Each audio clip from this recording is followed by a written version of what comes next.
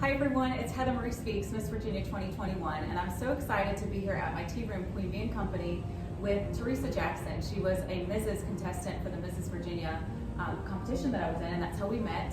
And she has an amazing platform, and with the Community Spotlights for Health and Wellness in 2022, I wanted to make sure that I spotlighted her platform and what she's doing out there to make a difference in the world with educating people on a specific health issue.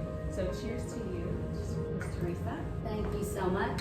Yes, And so cheers to you. tell me a little bit about what your platform is all about and what you personally have struggled with it. So my platform is Parkinson's awareness and the need for education at the time of diagnosis. Okay. It's a personal platform. I was diagnosed in 2019 with Parkinson's disease, and it came as quite a shock. I was in my mid-50s and at the height of my career, and most people that are diagnosed are older. They're in their at least mid-60s or older. Yeah. And most people that think about Parkinson's think about that older gentleman who may be in a wheelchair or a cane, he may be tremoring, but there's a lot of people that look different than that have Parkinson's disease. In fact, it's the fastest growing neurological disease in the world. Wow, and I know we could discuss a little bit because I don't know about Parkinson's disease. It's not something that you're born with.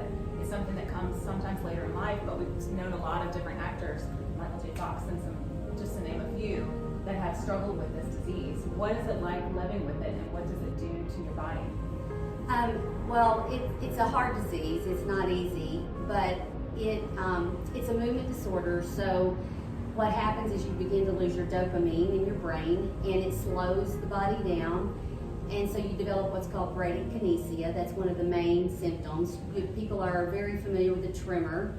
That's what most people think of with Parkinson's, but there's also bradykinesia, which is slowness of movement. There's rigidity, where people's joints become very stiff and it's hard to move. You lose your flexibility. And then there is balance issues. Those are the four cardinal disease symptoms, but there's a lot of non-motor symptoms that people don't know about. Also, there's sleep issues, there's extreme fatigue, there's a lot of other symptoms. What's been amazing is Teresa has actually helped educate people on Parkinson's disease. You've written a book. You're getting ready to do something pretty exciting here. Tell us a little bit about what you're doing to raise awareness of Parkinson's disease. Yeah, so as you said, I wrote a book, and I launched a podcast for educating people on Parkinson's disease and how to live well with Parkinson's disease. And then in the summer, this past summer, I really started thinking about the fact that there's not a cure, and that at some point, if you live long enough with it, your symptoms may outrun your medication. And so I really began to focus on, we need to find a cure. So after a lot of thought and a lot of prayer, I decided I'm going to ride my bicycle from South Hill, Virginia, up to Winchester, Virginia. I'm not a cyclist, but I'm somebody that wants to make a difference in the world and help people that are living with Parkinson's live better, and hopefully help those scientists and researchers discover a cure. Well, and it brings an amazing awareness as well, because give me a little bit of an idea, just in a car, how long it takes to get from South Hill to Winchester. Oh gosh, I think it's probably 4 or 5 hours. Wow. Yeah. So you're cycling, and this is going to be several days of a course, so that's pretty exciting. The thing that is interesting is that I'm not a cyclist, and I have weakness in my legs because of Parkinson's disease, and I chose something that is really challenging for both of those. But it'll be about 350 miles, because we'll be on back roads. We won't be on any main roads. Yeah. And so we will cycle from April 22nd through April the 26th. And so that's my fundraiser in order to try and we're going to try to raise $25,000, which is a really big number. That's what we're going to be doing. I'm excited and a little scared. Yeah, that's incredible. I love when I met you, and especially when you were competing, I was able to watch the Misses compete just like I did with the Miss. But you were very fit, especially in the age category that you are. And of course, me winning Miss Fitness at the Nationals, being one of the oldest people out of all these 18 and older, I love that there are women that take care of their health and take care of their body. Give us all a little brief synopsis of how you came to manage your health the way you do, and how you've been able to manage with even Parkinson's disease. When I was younger, I was a gymnast, and I was very active and very fit. And then I went through a period of my life where I wasn't so fit.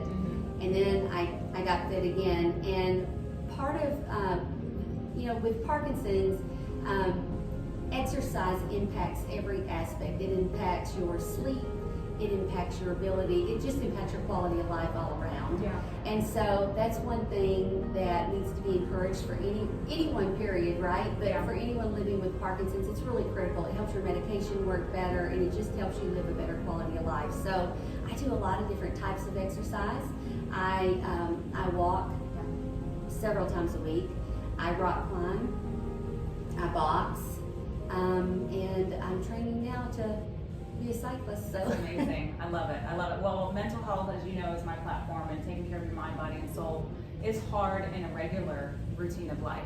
Add the different struggles and the different things we all go through with stresses at work, but then add a whole nother health aspect to it, it becomes really difficult.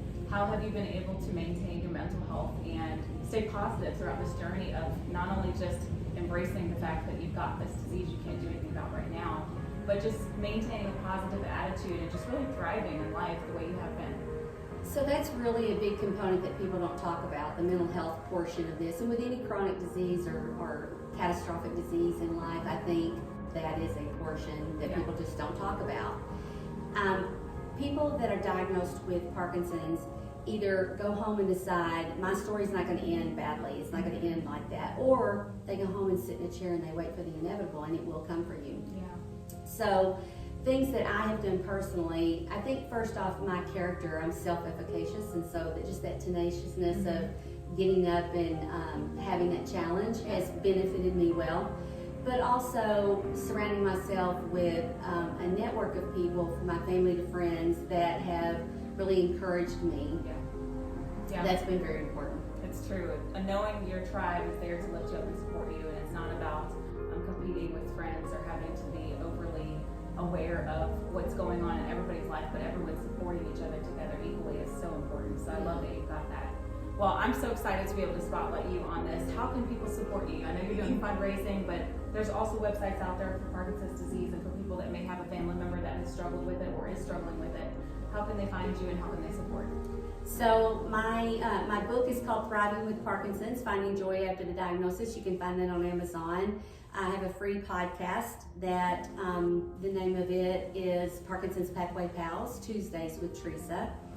You can always go to the Parkinson's Foundation, which is an organization that does not only research, but they also do education. I'm an Aware and Care ambassador for the Parkinson's Foundation, and that is all about education. If you're interested in my fundraiser, you can go on Facebook and look under Parkinson's Pathway Pals Tuesdays with Teresa. There'll be information there, and as well as on my website, which is teresajackson.org. You can also probably find it on the Facebook page, Parkinson's Foundation. So I love it. Well, guys, make sure you go out there and support this cause. It's great for being able to help us all be more aware and more empathetic and compassionate for those who are struggling with certain things that they didn't ask for. It's just part of life. We all have different things that we have to overcome in life, but everyone's looks different. So I'm so glad that you were able to share your story. Thank you so much for being vulnerable and sharing what you've gone through and how you've overcome it and how you're still working through living with Parkinson's disease. thank you. Yeah. Thank you for having me today, Heather. Absolutely. I'm so thankful you guys are tuning in and watching this Health and Wellness Community Spotlights for 2022. Stay tuned for more information, and until next time, we'll talk to you soon. Thanks, guys.